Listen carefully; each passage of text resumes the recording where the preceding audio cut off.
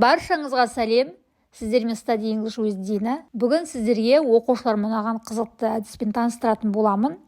Әдістің аты шашқа ойнау. Бұл әдісті көбіне оқушының сөздік қорын тексергенде қолданса болады, немесе сабақта қайталағанда қолдануға болады. Бұл видеомда оқушыларымның сандарды қаншалықты білетіндіктен тексеру үшін алдын ала сандарды және олардың жазбаша түрлерін дайындап алдым.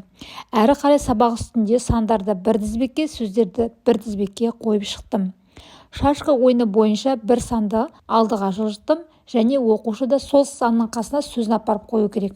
Міне мысалға мен мына жерде 4 деген санды қойдым, оқушы 4 деген сөзді қойды. Мен 1 деген санды қойдым, оқушы қасына 1 деген сөзді қойып жатыр.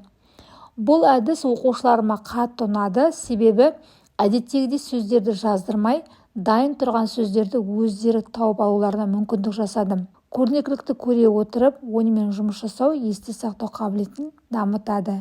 Және бұл әдісті кез келген тақырыптарға қолдана беруге болады. Бүгінгі мен көрсеткен әдіс ұнаған болса, лайк басып, каналға жазылып кетіңіздер.